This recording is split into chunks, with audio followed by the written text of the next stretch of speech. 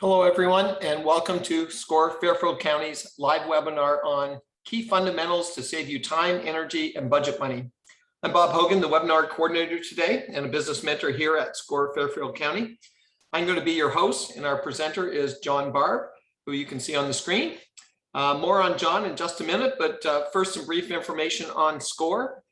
SCORE is a nonprofit national partner of the SBA, and locally here in SCORE Fairfield County, we have over 130 volunteers with a wide range of industry process and subject matter expertise. And we offer three primary value-added services to small business owners and entrepreneurs. The first is we offer free one-on-one business mentoring, and you can access that by using the yellow bit.ly link on the screen, or you can go to our website and press the request a mentor button that you'll find on our website, fairfieldcounty.score.org.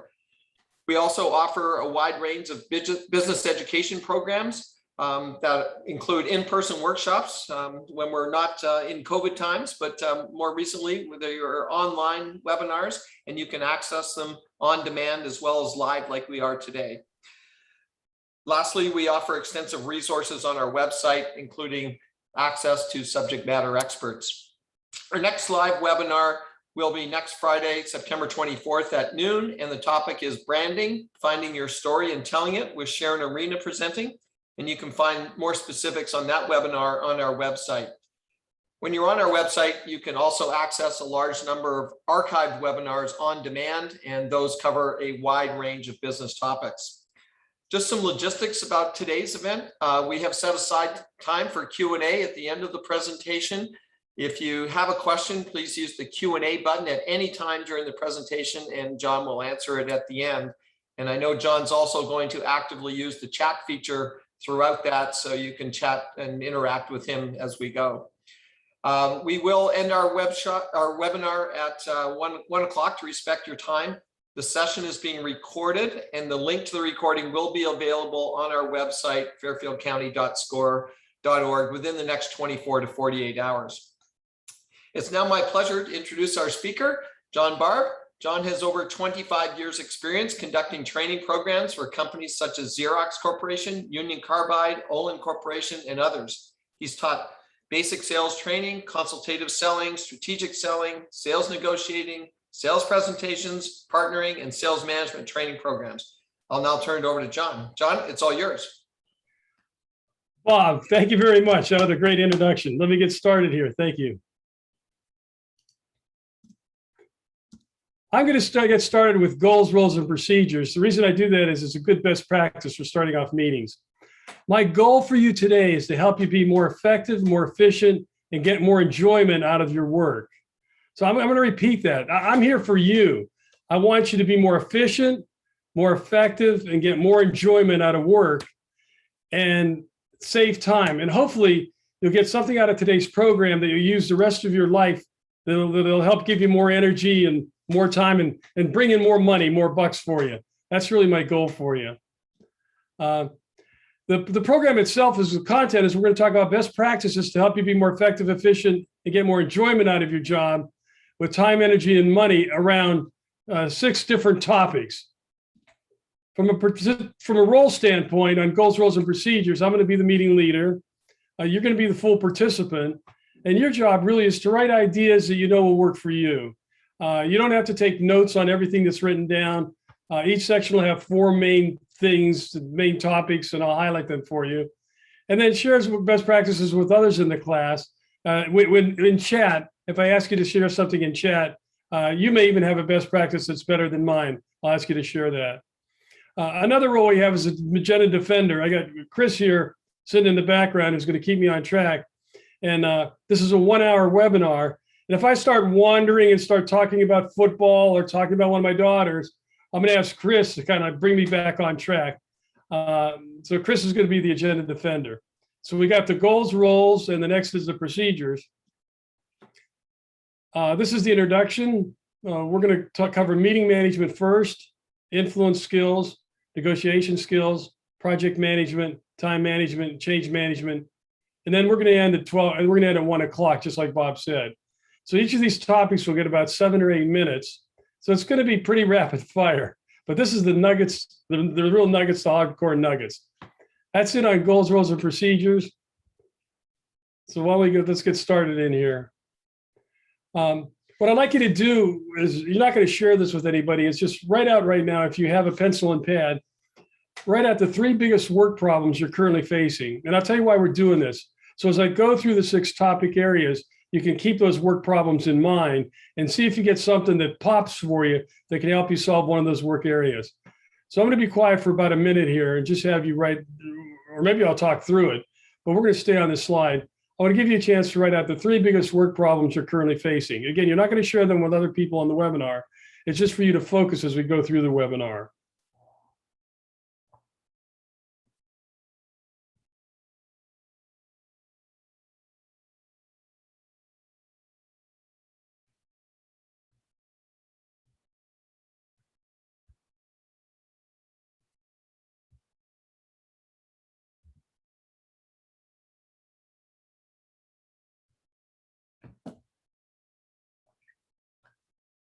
All right, thank you. All right, so again, you won't be able to communicate because this is going to be one way as a webinar, but if you want to talk to me, you can talk to me in chat and get things going. Yeah, everybody's going to be invisible except for me. All right, first thing I want to tell you is the goals, rules, and procedures. Before I even get into the 6 main topics of the webinar, I want you to look at those 3 problems that you wrote down. Do you have clear goals, rules, and procedures for those things that you wrote down? If you don't, that could be the cause of the problem or issue that you're having. What I found is of all the key principles, a little bit more on me. I've been doing training and development for over 44 years and training the areas that I'm going to present to you today. And one of the top key things that I teach is goals, rules, and procedures for getting the job done. When you're working with somebody else or when you're getting a project done, if you don't have clear goals, rules, and procedures, then in fact, it's not going to go astray. It's going to go astray. It's not going to go the way you want it to go. So just check each of those 3 things to see if you have clear goals, rules, and procedures. It's kind of extra value tip I'm giving you. The second main thing I just want to tell you right off the bat, I just want to drive this into you, is that networking is key. When in trouble, ask for help. Everybody has way too much work to do. If you say, John, I don't really have enough time to get all the work done that I have to do, my comment to you is good. It's kind of like you get paid to decide what not to do. So I'm going to repeat that again. You get paid to decide what not to do. And when in trouble, ask for help. You don't have to be a star. You don't have to be a Lone Ranger. If you've got trouble with one of those 3 areas that you wrote down, the difficulties on your job, who can you call and ask for help? Who has been there before? Who has done that before? Who can you call to ask for help? And I got to tell you, SCORE is a great place to ask for help. If you've got the technical business issue, maybe in finance or accounting or human resources, SCORE, okay, and the SCORE consultants and resources are there to help you. So if you're in trouble with real hardcore business issue, or you want to grow your business and you're looking for a coach, you're looking for a counselor, call somebody at SCORE and they'll be glad to assist you. And any other areas, when in trouble, ask for help. I recommend that you do take some notes today. You don't have to take notes on everything. And what I'm going to do at the end is I'm going to summarize. I'm going to give you all the major points at the end of this webinar. So you'll have that. So if you skip something, I won't have to go back. You see it at the end. You'll be able to cover it at the end. I'm going to give you 4 pegs for each topic, 4 success pegs.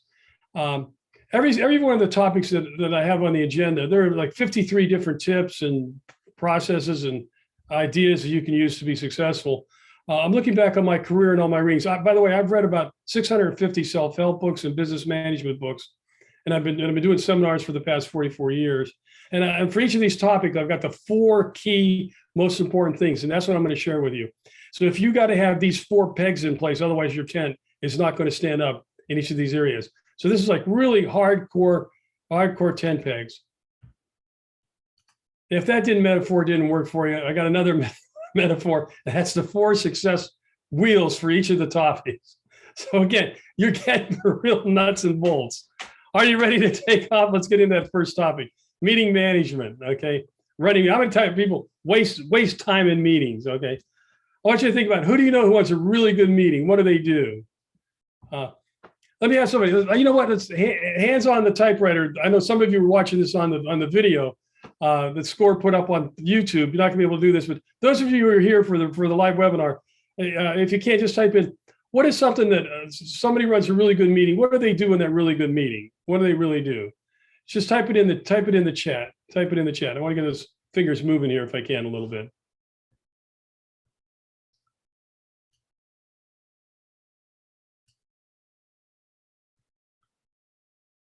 Very good. Have a succinct agenda with a start and ending.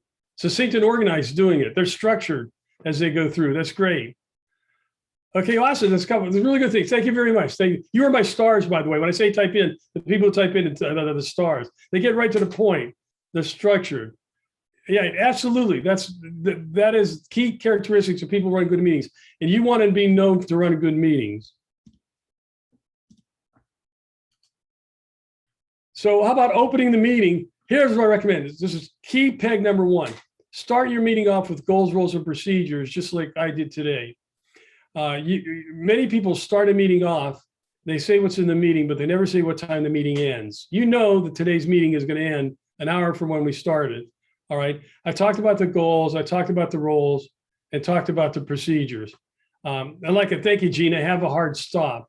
That's all part of the procedures part. And you want to really start off the meeting with goals, rules, and procedures. And if you're attending somebody's meeting and they don't do that, you can be very gentle on them, but still be firm and say, listen, excuse me, I know we started the meeting. I'm just wondering, what time is the meeting going to end? I was just curious, and how can I be helpful in the meeting? So point number one is to start the meeting off with goals, rules, and procedures. Point number two is to have an agenda defender. Why is agenda defender important? Well, listen, you know, it's kind of like I'm thinking about the Notre Dame football. Notre Dame has won 2 games already so far this season, and I expect them to play for the national championship. And I think that Notre Dame has one of the best teams we've ever seen, and Coach Kelly's going to break new. Oh, Chris. Let's see, Chris is over there waving at me. Oh, it's not on topic. Okay, let me get back to topic. Enough with Notre Dame. So, that was an example of the intervention of an agenda defender. If you appoint somebody in the meeting to be an agenda defender, they'll keep the meeting leader on track. And you as a meeting leader can decide if you want to continue on with what you're talking about. Okay, but you need an agenda defender in the meeting to make sure the meeting stays on time and stays on track. Thank you, Chris. Doing a good job. Next, a parking lot is key for a meeting. What a parking lot is when the meeting goes off topic, away from the agenda. What you do is you have a flip chart page, and on the flip chart page, you write parking lot right on top, just like this, and then write down the particular item. So if somebody wants to start talking about budgets, maybe you say, listen, I know we need to talk about the budget, but I can't do it now. Let's save it for later. You write budget up on the parking lot, okay? And then you post that up on the wall, and then you come back to it at the end of the meeting, and those things that may have time to cover, you cover, and those things that you don't, you just let another time you're going to talk to them about. The parking lots are very, very useful to keeping the meetings on track and succinct and structured.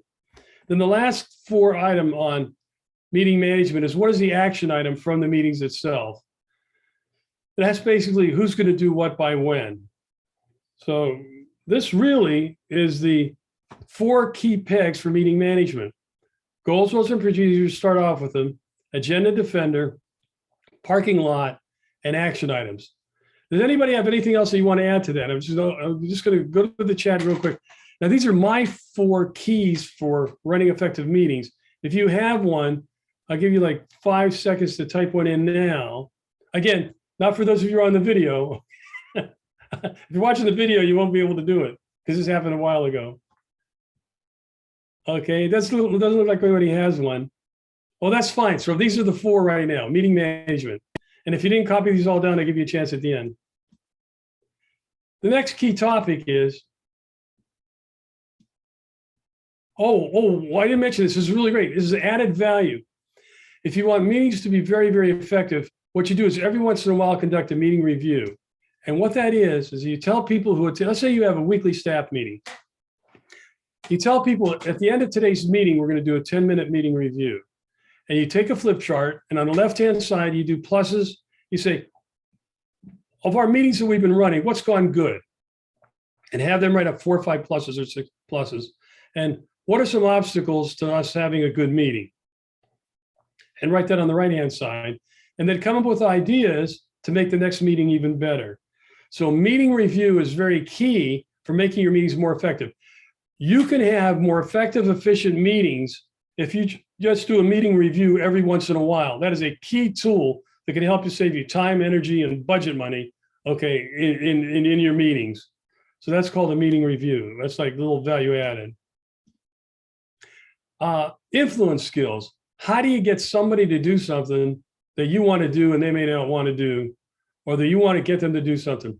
Now, in my career, I taught selling skills, influence skills, presentation skills, negotiation skills, okay? And there's like 4 key pegs for how to influence somebody to get something done. Key peg is where you really got to step into their shoes. This is a kind of an overall gestalt. What you got to do is everybody has different shoes, and you have to be able to step in their shoes and see the world from their point of view in order to influence them. It's not about you pushing something down their throat. It's about getting them to want to do what it is you want them to do. And everybody listens to radio station WIIFM. It's the only radio station channel, communications channel, you can talk to them that'll get through to them. What is radio station WIIFM? What do you think? What's in it for me? Everybody listens to radio station WIIFM, what's in it for me? And you need to position what you're doing for what's in it for them. If you can take what their goals are and what their needs are, and you know what their goals and needs are, you can link what it is you want them to do to help them reach their goals and meet their needs. You can be successful when you're influencing them. So key step 2 in influencing skills is what's in it, figure out what's in it for them to do what it is you want them to do. Next is when you're with them, match styles. And by that, I mean, this is a driver analytical amiable expressives model. There's some models with different colors. Some people are more direct, some people are more indirect. When you're talking to a more direct person, you want to be more direct. When you're talking to a serious person, you want to be more serious. Maybe you want to lower your voice. Notice how my tone of voice has changed because they're very serious. Or you're with some fun person and they just want to goof around, or they're really people oriented. You may want to ask them about, how their weekend was. To influence somebody face to face, you want to mirror their behavior. You want to be more like them. People like to buy stuff from people they like. They like to buy stuff from people who are like them, from people who are friends with them. So you want to adjust your style to be like theirs. Okay. And you don't have to you still want to be authentic. I mean, I can be authentic and serious and slow my speech down, or I can be bubbly. It's still Jon Barb, but it's still authentically me. So when you're with somebody, you want to match their style. Last thing is, if you have to give somebody bad news to influence them, it'd be tough on the task and easy on the person. You can give anybody bad news if you're tough on the task and easy on the person. Now, for some of you, this may be one of the 3 things you work down, that you have to give somebody bad news. Maybe you have to fire somebody, right? Maybe you got to give somebody some negative feedback and you're afraid to do it, don't know how to do it. And the way you do it is you're tough on the task and easy on the person. I've got a story on that. I used to work in a high-powered training and development group. There was myself and 3 other trainers, and we had our leader, our manager, and we wanted to work with a world-famous organization development consultant, Rosabeth Monscanter. And Rosabeth was too expensive for us. We wound up hiring her husband, Barry Stein. Now, Rosabeth knew who we were because we were Barry's biggest client. We were in Cambridge, Massachusetts, and sitting around a table in the dining room. It's like I was here, and my 3 other co-trainers were here. My boss was here, and Barry Stein was here. And there's a doorway over here. About 2:45 in the afternoon, Rosabeth sticks her head in the window, in the doorway, and she goes, "Hi, guys." And I go, Roosevelt, can I ask you a question? And she goes, no. And she continues to walk on. And then she stuck her head back in the doorway and she said, and I still like you, John. And then she went away. Now, how did I feel when she said, no? Could I ask her a question? I felt just about like this big. I'll tell you how I felt when she stuck her head in. Number one is she remembered my name. And number two, she said she liked me. Now, did Roosevelt give me a chance to answer the question? No. Roosevelt was tough on the task and easy on the person. Do you get it? So if you ever have to give somebody corrective feedback, maybe they're coming to a team meeting at 9:15 and everybody's there at 9 o'clock. What you do is you say, Pat, listen, you got to be here at 9:15. Oh, you don't like me. You're just picking on me. Pat, I like you. You're great. You're a great team contributor and you got to be here. The team needs your input. Well, you got to be here at 9:15. The important thing is to be tough on the task, easy on the person. Keep the person's self-esteem, but make sure you're tough on the task. Very, very important for giving somebody bad news. Very, very important for giving somebody bad news. All right, there's the 4 steps for influencing skills. Step into their shoes. What's in it for me? Radio station you communicate them with. Match their styles. Tough on the task, easy on the person. Again, let me just open the window for a minute or two. Or no, just for about 10 seconds. Does anybody have anything else you want to add to that on how to influence somebody? By all means, just type it into the chat and I'll pass it on. And if not, we'll continue to go on. I know everybody's writing furiously out there. That's fun. This stuff works, by the way. Everything in here I've done. I want you to know that every single thing in here I've done. Okay. Negotiation skills. I've been teaching negotiation skills for, this is 1976, for a long, long time. I'm going to give you the fundamental. This can save you a ton of money. What I'm about to tell you now. So wake up. So if you haven't been paying attention so far, I want to wake you up. You absolutely got to pay attention during negotiation skills. This is a moneymaker. The first step is be prepared.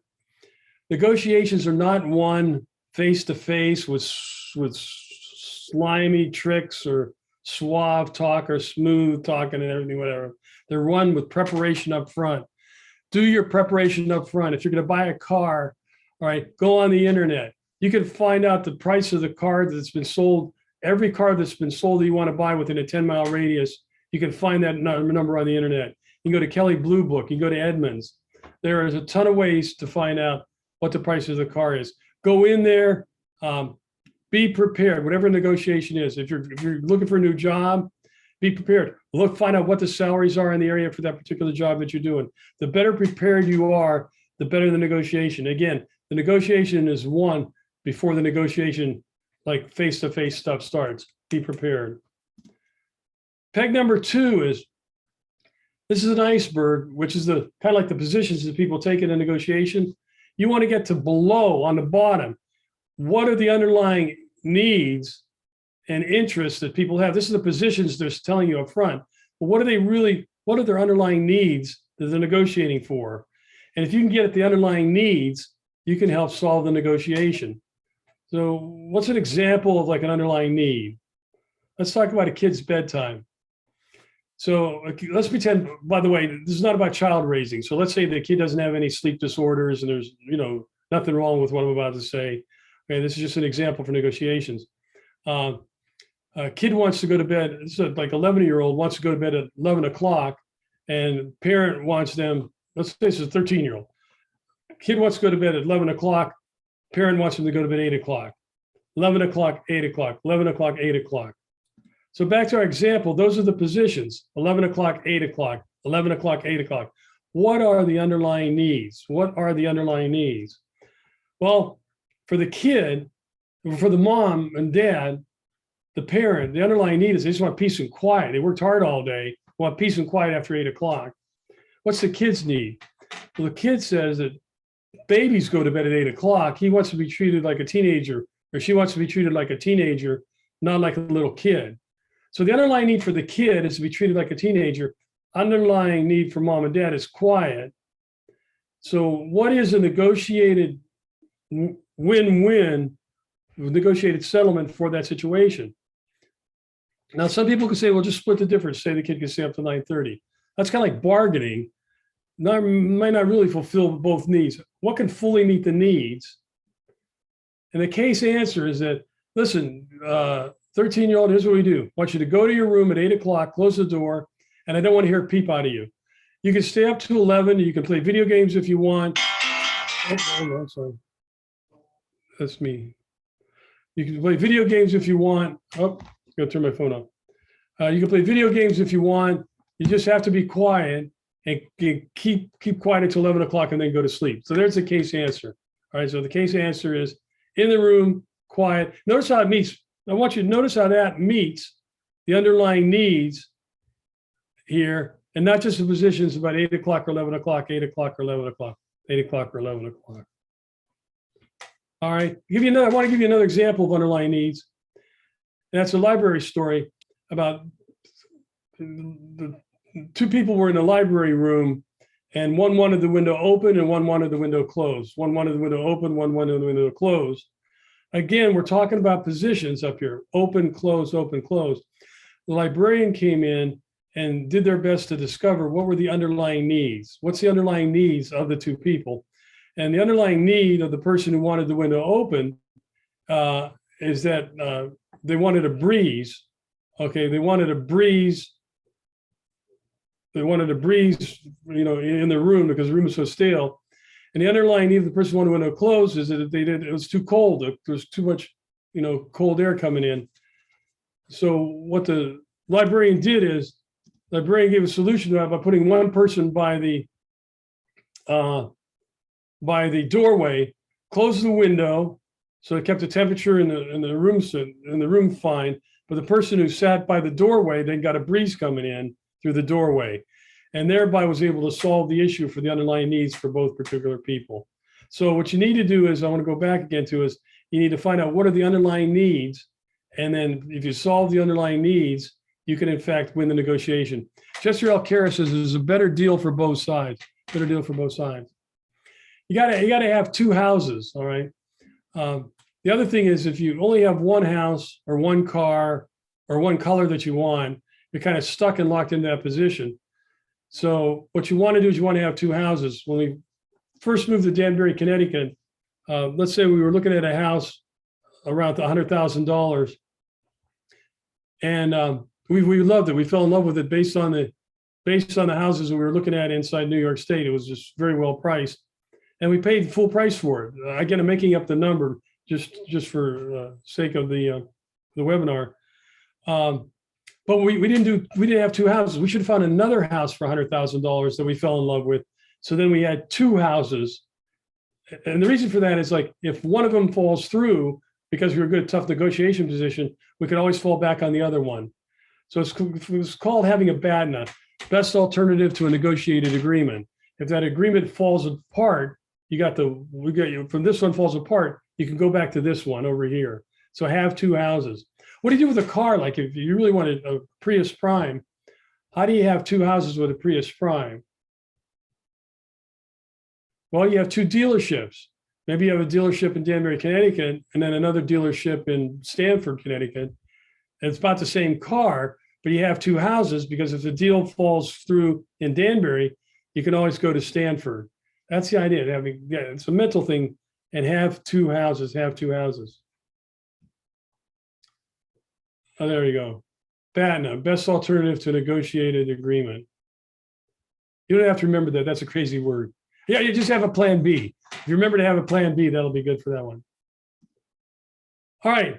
The next thing on negotiations is that you got to have 3 points. Okay. What you got to do is you got to have your opening gun. You got to have your walk away. All right.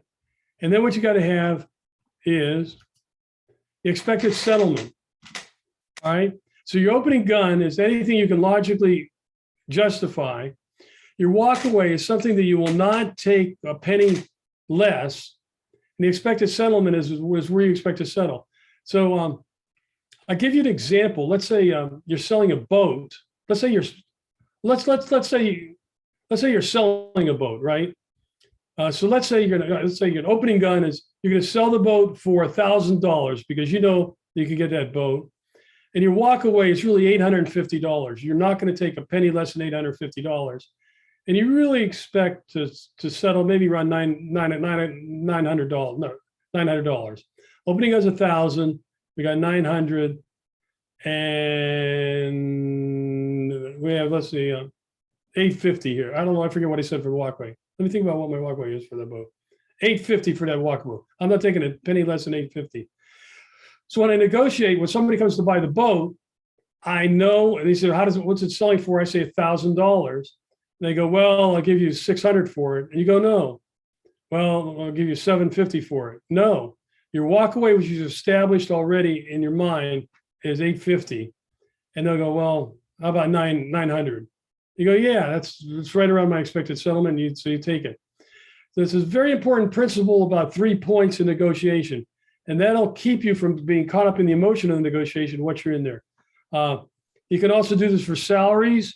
You can also do this for anything you negotiate for. The idea is to have 3 main points before you go in. So think about a current negotiation you may be involved with. For those of you who are involved in a current negotiation, what are those 3 main points? What's your opening gun? What's your walk away? And what is your expected settlement? I'm going to go back to what those are, those 3 points.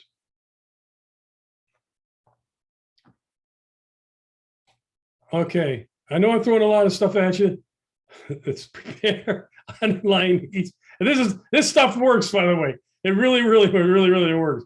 It gets your head clear on negotiations. This is a big money maker, big money maker, big money maker. All right. Project management. Do a lot of project management training. What's the number 1 reason for project failure? What do you think it is? Not adequately defined up front. I'm gonna say that again. The number 1 reason for project failure is not adequately defined up front. If one of you or 3 things that you wrote down, the issues that you're facing, okay. Oh, I guess some people wrote in like underestimating time. Yes, absolutely, and you. Yes. And that has to do with not adequately defined up front.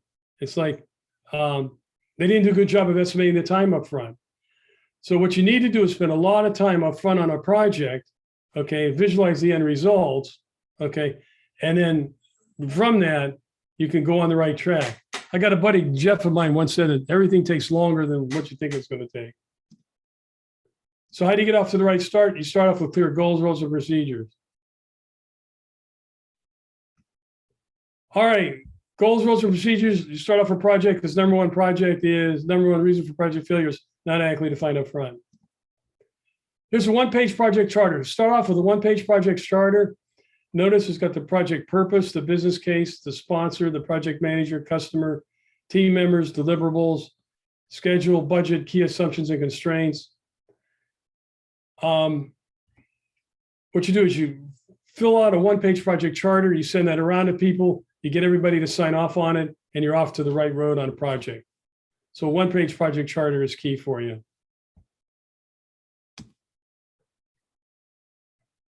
All right. Inform and involve the client on a regular basis.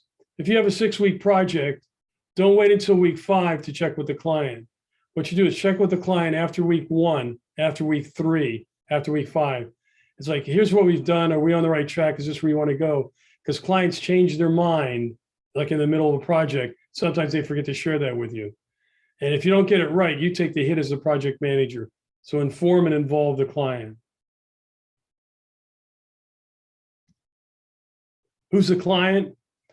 Think of somebody right now on a project you're working on that can do this to you.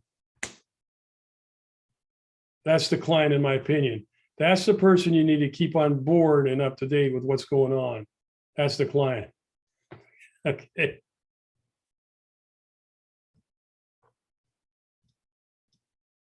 And the last thing is a Gantt chart. Many of you are familiar with the Gantt chart.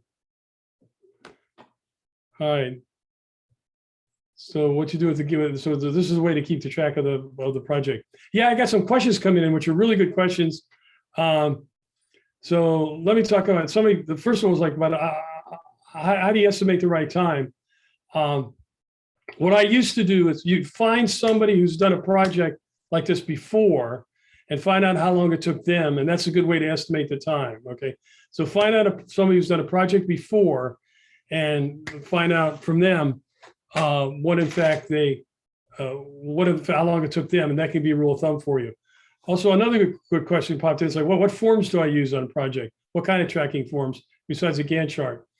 Find somebody you work with who has a good reputation of being a good project manager and find out what forms they use and use their forms. Now, maybe it's not, maybe you have a small organization, nobody does project manager. Think of someone you know or an in-law. I mean, I have a brother-in-law, Roger, who used to do project management for Chase Bank. All right. And I could go to him and ask him what forms he uses in project management to keep track of projects. So that was a very good question.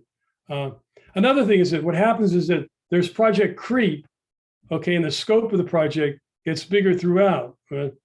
What you do is every project gets bigger. Every project is bigger once it's started. What you need to do is call a timeout, get the stakeholders together. Stakeholders are people who have a vested interest in the project, and just tell them, hey, look, okay, I'm in trouble. There's project creep coming in. The project's getting bigger. I need your help. Remember, when in trouble, ask for help. What can we do? And get their ideas on what to do. And you may even have to reshape the goals, roles, and procedures of the project from this point forward in order to get the project done. So another good question on project creep. Remember, when in trouble, ask for help. When in trouble, ask for help. Okay, again, if you have a question or comment, please, welcome to use the chat. Welcome to use the chat. I realize this is going one way here.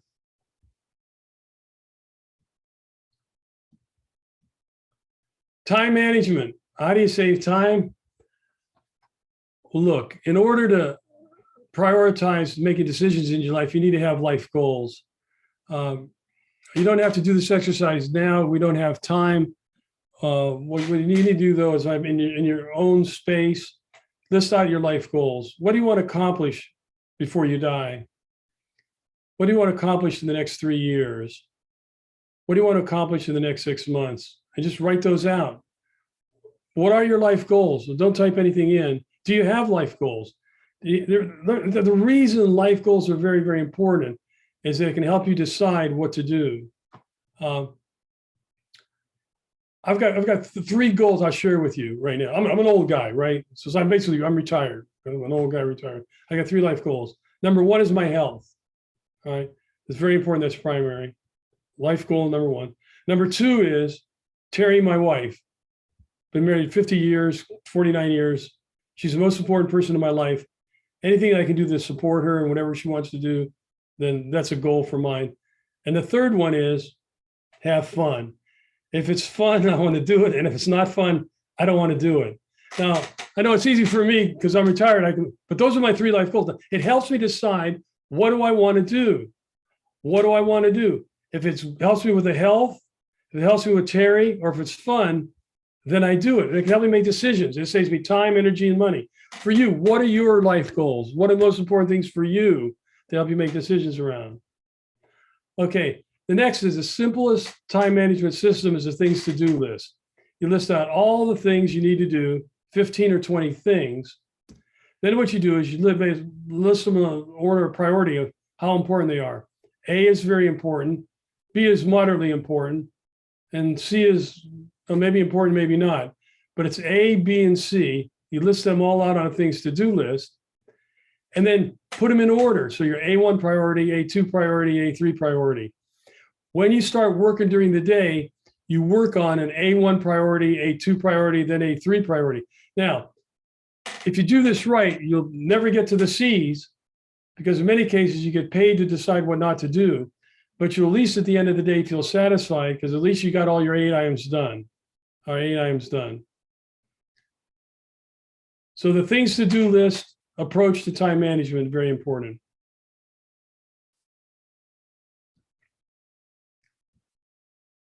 Ask yourself, what's the best use of my time right now? The past is only good to learn from. The future hasn't happened yet. It's just a hope or dream. So if you don't know what to do right now, this moment, ask yourself this question: what's the best use of my time right now? I'm gonna give you a second to write that down because it's very, very important. What's the best use of my time right now? So we got your life goals, the things to do list, and then what's the best use of my time right now? That'll keep you right on track. And the fourth item, this is the only book I'm recommending this entire seminar. What you can do is you can write this down. The title of the book is called Getting Things Done by David Allen. He is a time management master of the 2000s, all right? You can Google David Allen. I highly recommend buying the book. It costs about $15. Book changed my life. I read it 10 years ago, and it has literally saved me 2 to 3 hours a week, 2 to 3 hours a week for the past 10 years. It's a lot of time, okay? Do not expense this to your company because then you won't read it. It'll just sit on your shelf. Buy the book and then out of your own pocket, out of your own money, and read it. A lot of good tips in that book, especially if you have a lot of projects, a lot of work. It'll show you how to organize your entire work desk. It has tips and everything else, how to organize projects. Getting Things Done by David Allen. All right. Does anybody else have any tips you want to just share just off the top of the head? Your best time management tip? You're welcome to type it into the chat.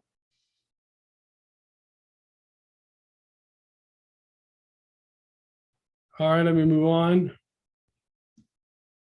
Change management. There's change all over the place, okay? How do you deal with change management, especially if you're the one initiating the change or if you're at the effect of change?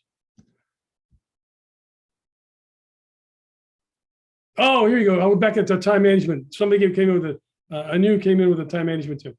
If you have something that requires less than 2 minutes, do it now. Actually, that's in David Allen's book, believe it or not. I'm going to repeat that. That's very good. Thank you, and you. If something will take less than 2 minutes, don't set it aside or put it away or put it in a file cabinet. Just do it right now. Take care of it right now. Even if it's like much like the recycling.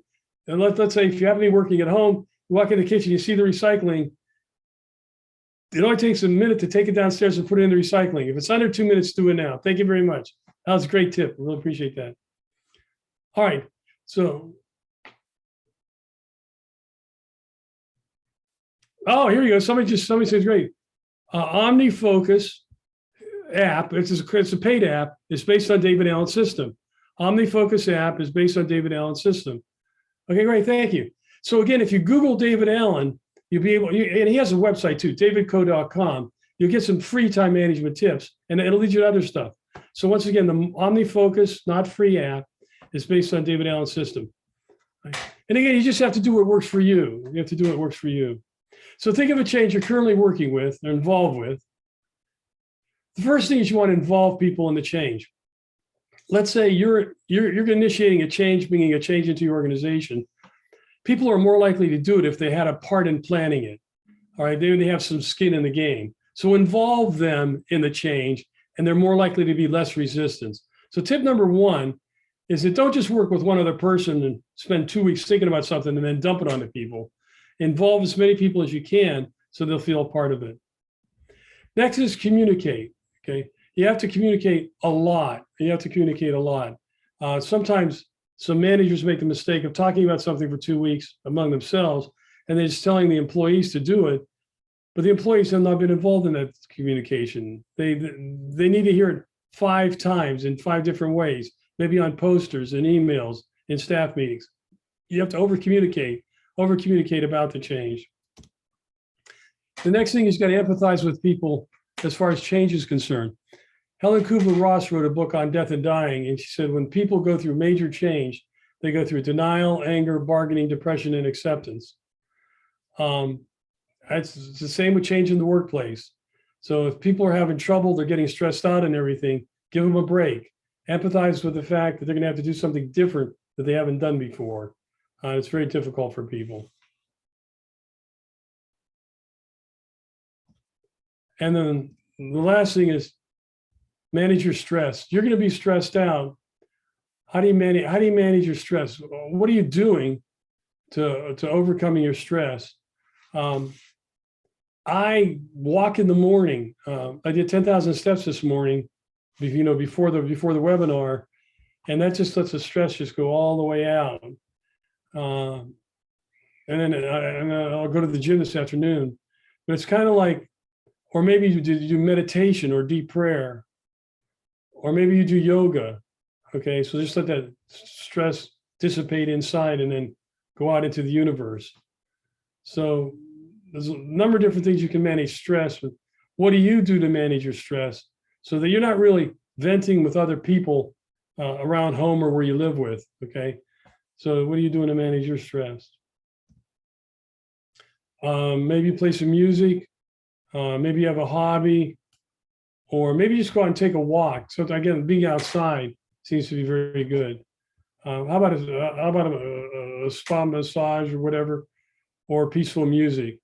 What do you do to manage your stress? You're in charge of managing your stress, and so make sure you take care of yourself before you try to take care of other people.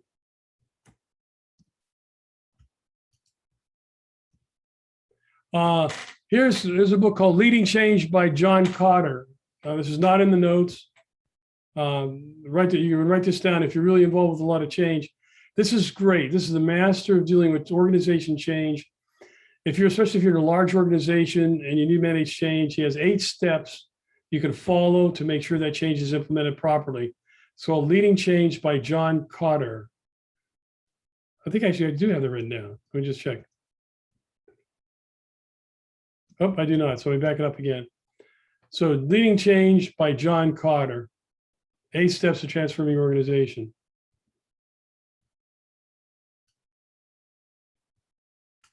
All right. So there you have it, ladies and gentlemen. In conclusion, this is it. So now here's the deal, a couple deals. This is it. This is the summary of all the pegs in the 6 areas. For some of you who may have come in later into the webinar, like meeting management and influence skills, WIIFM stands for what's in it for me. If you took notes and you missed one of these, or if you're thinking back now, you want to write them out, I'm going to leave this up here for a little bit so that you can, in fact, you write it down.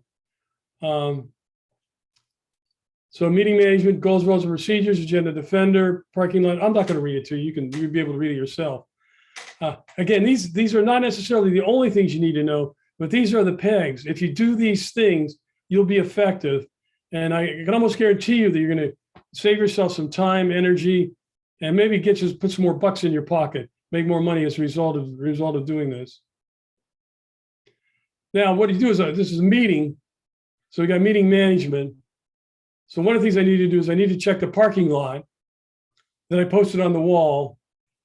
And we didn't really put anything in the parking lot. So there's nothing really have to do to cover after the meeting's over with. And the last thing are the agenda items, action items in the meeting. We really don't have any action items. What you may want to do for yourself is you may want to take something you wrote down from today's webinar and create an action item for yourself. Or if you want to go back, again, these SCORE programs are just really, really good. You can go on to YouTube and you can look back into the catalog and you can get the SCORE presentations on a number of topics. And you can actually probably about a week from now, this usually gets downloaded. If you want to go back over this again, you can actually go back over this again. But we don't have any official action items as a result of the particular session today. So I have 12:49. One of the things I like to do is it better to end meetings late, on time, or before? The answer is never late. You either want to end the meeting on time or before. So I'm going to kind of like turn it a little bit over to Bob. But before I do, if anybody have any questions or comments, you can write it into the chat, and we'll see if we can handle. This is kind of like the question and answer session. And then Bob is going to do a wrap at the end. So I want you to know he's going to be the final speaker because we still have about 9 minutes left. But let's see if you have any questions. You've got to pack on. Here we go.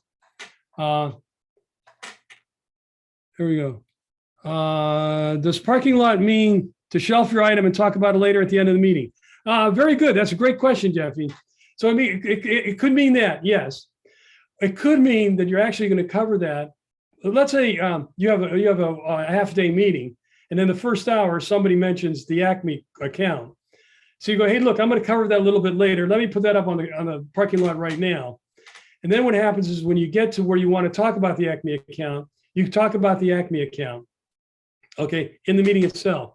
Then at the end of the meeting, when you go back over the parking lot, you go, oh, Acme account, you cross that off. And then somebody else wrote up salaries. Listen, we're not going to talk about salaries. We didn't have time today, but if you want to talk to me after the meeting, we can talk about it. You can cross that off. So what happens is that the parking lot means you're just shelving item temporarily for now, and you'll either cover it in the meeting later on, or at the end of the meeting, you'll see if you didn't cover it, you can put it off to something else. Great question on use of parking lot. Well, parking lot's an incredible tool for managing meetings, especially if you got somebody in the meeting that goes on and on and on and on and on. You can put it on the parking lot. Will we be receiving a copy of today's recording? You will not be receiving a copy of today's recording. Again, about a week from now, it'll be up on the internet. Bob may talk about that in his closing. Actually, John, it'll be up in about 24 to 48 hours, and I'll put it in the chat. But people can go to our website. It's score at fairfieldcounty.score.org, and if you click on take a webinar and then click on demand webinars, you'll see John's come up at the top of the list as soon as it's posted. See, these score consultants are great, aren't they? That's great. That's great. It's like, when in trouble, ask for help. You can reach out to SCORE, especially for your business issues. Thanks, Bob. That was awesome. Thank you for dropping in. That was awesome. All right. Who else? Any questions? Any questions or comments? Somebody said the workshop was amazing. Thank you very much. Thanks. Thank you. That was nice. Hey, I'll tell you what's really amazing, though. What's really amazing, okay, what's really amazing is you learned something today in the 1 hour you spent here that you can put into place that saves you time, energy, and money for the rest of your career. That's amazing. So really the pressure's on you now to take one of those great tips that you wrote down and actually put it into practice. Okay, any other questions or comments? John, maybe while we're waiting for some of the questions, when you were talking about negotiations and underlying needs, can you maybe talk about the situation you get where it's very difficult to understand or obtain someone's underlying needs? Maybe the other party isn't forthcoming, or maybe they're not clear. Can you maybe talk about some techniques? Because I would certainly agree with you about success depends on understanding their underlying needs, but sometimes that's not easy to get. Okay, great question. Good question. A couple of strategies. The first is that the negotiation begins before the negotiation begins. This comes from Chester L. Karras, the first person to get a PhD in negotiations from Harvard University. If you have a negotiation that's going to start in June, and you wait till June to start doing research or whatever and do face-to-face stuff, you may never discover what their underlying need is. You may never do that. You need to do research before the negotiation, and that can give you a clue in that type of negotiation with that type of person. Okay, what are the usual underlying needs? So principle number one goes back to prepare, that you might be able to figure out ahead of time. The other principle number two is to be good at asking open-ended questions, what and how questions, even in the negotiation. Let's say you didn't have time. You didn't have time to do the research up front. So you might ask somebody, it's like, so what you're really thinking about is you want it blue and it's got to be in cardboard. Well, what's behind that? It's like, what's behind blue? What's behind cardboard? Ask them what and how questions to get behind what their position is. What are they asking for? What are they asking for? So somebody says like, so you really want $3,000 for that. What are you going to do with the money? What are you going to do with the money? And they may say, well, I got to use it to pay medical bills for my kid. And you go, well, look, I happen to have a friend who's a doctor in that particular area. Maybe I could put you in touch with them. So it's like, so the underlying need was not to get the money. The underlying need was to pay medical bills for kids. And I know I'm being exaggerating. But when you're here and now asking good what and how questions might help get to the underlying need. The other is I want you to know my attitude. Did you notice my attitude? It's not antagonistic. It's say, listen, I'm here to help you get what you want, and I want to get what I want. But it's not selfish. I'm not here to put you under, to put you in a bad way. I think that Chester L. Karras said there's a better deal for both sides. I'm working to get a better deal for both sides. And in order to do that, it can help me to understand your position a little bit better. I might be able to help you get even a better deal than what you're expecting yourself. So again, I hope that answers your question a little bit. It is tough. And now that you know the basics, here's what's cool too. Now that you know the basics, my 4 basics, pick up any book on negotiation and you'll have a base and you can pick up little tips and techniques on that. There's a great book on negotiation called Never Split the Difference. It's kind of an esoteric book, one of my favorite negotiation books, Never Split the Difference.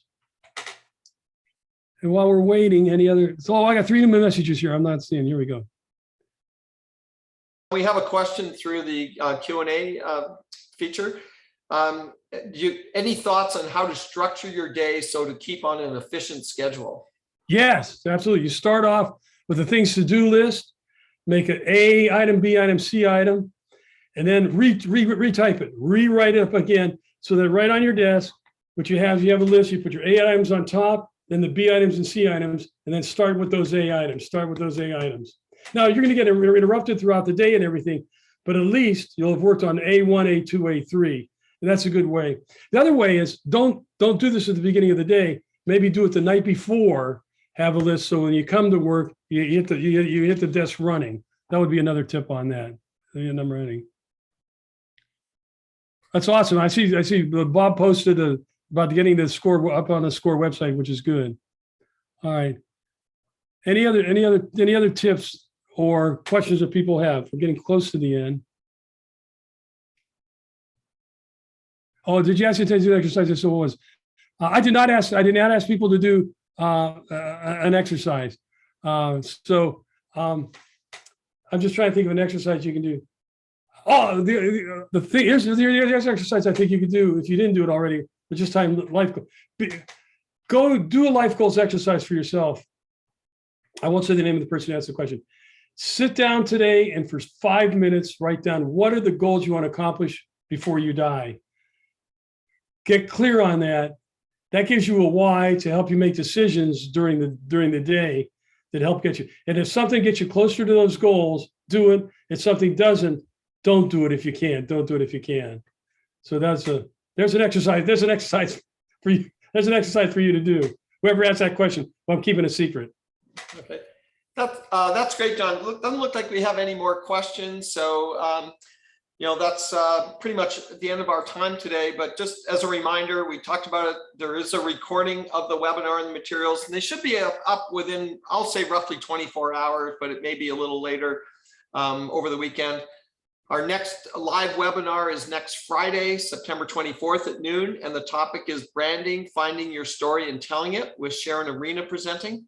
And again, if you would like to take advantage of the free individual counseling, you can use the yellow bit.ly link on the screen, or you can also visit our website and click on the request a mentor button. And if I could also kindly ask you to fill out your evaluations that you'll get after leaving the webinar today. They're very helpful to us. And on behalf of SCORE, thank you all for attending today's live webinar, and a special thank you to Jon, our presenter today.